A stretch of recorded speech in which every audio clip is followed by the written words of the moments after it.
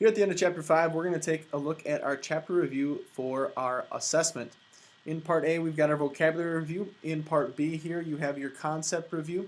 And in Part C, on the back, we're going to take a look at identifying the difference between physical properties, chemical properties, physical change, and chemical change. Let's get into it. Number 1. An item made of metal and a non-metal formed when acids and bases react. It's going to be F, salt. Number 2, whether a sample is a solid, liquid, or gas, that's a C, state of matter. Solid, liquid, gas. The fourth state, if you know it, plasma. Number 3, most react with certain metals. These items react with certain metals. Those are going to be acids. 4, how easily one thing reacts with something else. That is going to be E, reactivity, as it focuses on how easily something reacts. Either it's very reactive or not reactive. That's the level of reactivity. Number 5, a characteristic of matter that is observed using your senses. Now these are going to be the physical properties because they're things that aren't necessarily changing. They're things that we can just simply observe by looking at them. Number 6, this thing tastes bitter and feels slippery. Anything that tastes bitter and feels slippery is going to be categorized as an base. It shouldn't really be something that you're tasting just for scientific purposes to be completely safe, but that's the characteristic that it has. 7, one material changes into a different material with completely different properties. Now this is going to be a chemical change because it's saying that it's from one material into the next. It's got different properties. Number 8, the amount of mass in a given volume. Mass divided by volume is our equation for B, density. Number 9, change in size, shape, form, or state.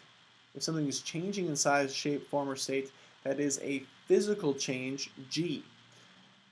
Number 10, characteristic that allows matter to change to something new. This is D, a chemical property. Again, it's talking about something that would cause it to change, not the actual change itself, so this is just a property that we can use to identify that. As we look here at the bottom of the page, numbers 1 through 10 in our concept review, the directions say to correctly complete each sentence by underlining or circling the best of the 3 choices in parentheses. Number 1, physical change, density, or chemical changes can be used to identify unknown compounds. You could probably say that there's different ways in which you could do all of these, but density is the clear winner in this case. Density, if you know an item's mass and volume, you can calculate its density, and density is an indicating factor for what a compound, especially something that's unknown, is, because then you can compare it to other known values.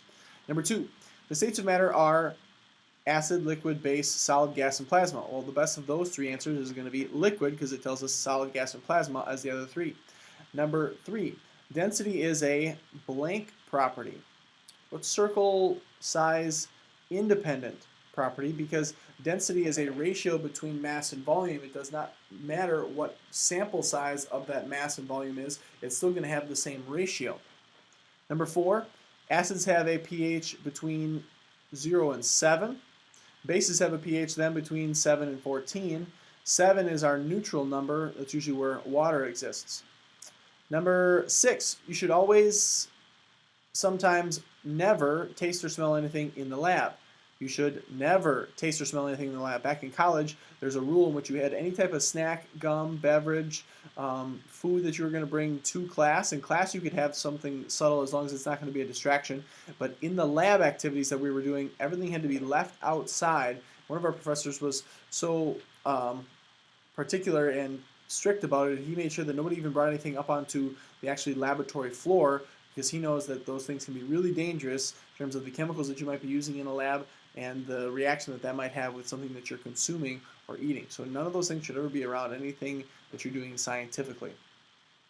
Number 7, crushing a leaf causes a blank change. Physical property, physical change, or chemical change. Crushing a leaf is going to make you have a smaller pile of leaves or a smaller crumbling of leaves. It's still leaf material, so it's going to be a physical change. Number 8, you have of a physical change, chemical property, or chemical change. Well, when the candle's burning, there is flammability that's coming into play as a chemical property, but in this case, it's a reaction that's happening to where you're taking the material that's being burned, the fuel that's being burned, which in this case, a candle is probably wax, and turning it into the smoke or the aftermath of that combusting reaction. So here you're changing something. You can't reverse that process and recreate the candle after it's been burnt up. Number 9, a sign that a physical change, chemical change, or chemical property has occurred is the release or absorption of energy. In a physical change, you don't really have a release or absorption of energy. There's something to change of that material to the same material but maybe in a different form or shape. In this case, a chemical change, you have the release or absorption of energy. The example we looked at in our reading was surrounding the idea of fireworks, in which, boom, you have this explosion. There's heat, sound, and light as possible ways in which that energy is released or absorbed. Number 10, when rocks are crushed, a blank has occurred. When a rock has been crushed, it's still a rock, probably just a little bit of a smaller rock. So that's not a chemical change. It's not a physical property that something can or cannot be crushed. It's a physical change that it has been crushed. The material has changed its size or shape, but not necessarily what that material is made of. On this back side of the page, we have a sequence of numbers 11 through 31 that in the first section, 11 through 16, asks us to classify each of the following as P for a physical change, or physical property, or C for a chemical property. So a banana being yellow, is color a physical property or a chemical property? Remember, chemical property is something that's going to be allowing us to see if something is actually going to have some type of reactivity or change happening to it. And a physical property is something we observe with our senses. The color yellow is something I can see, so P, that's going to be a physical property. Number 12, gasoline is flammable. Flammability is talking about it's being able to react, in this case of a major explosion, because gas is highly flammable. This would be letter C, chemical property. 13, a diamond is the hardest natural substance.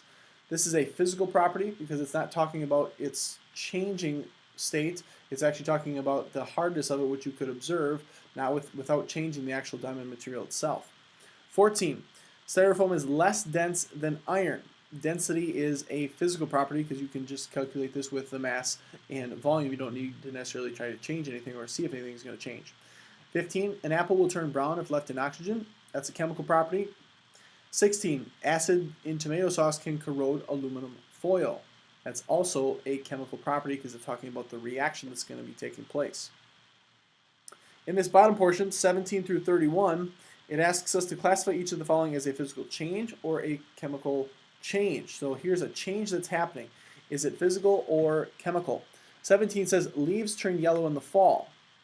Now we know when leaves turn yellow in the fall, this process of decomposition is happening, but it's because there's less chlorophyll that's being produced. Chlorophyll is the engine of the cell that's going to create that green in the cell as it's producing through this process of photosynthesis, the food for that plant. In this case, this is a chemical change, C.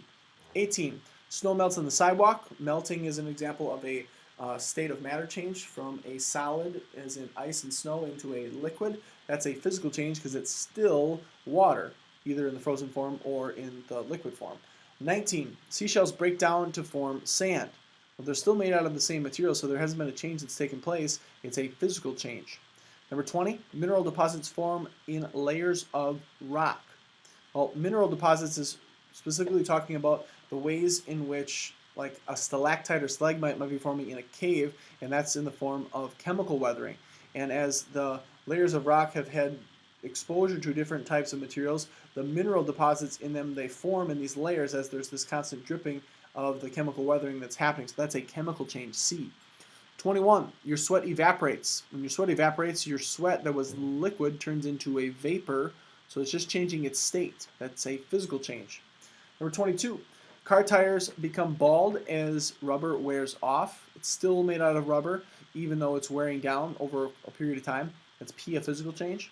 23, an acid and a base form a salt. There's a reaction that's taking place here that is causing this salt to be formed from this non-metal and metal reaction.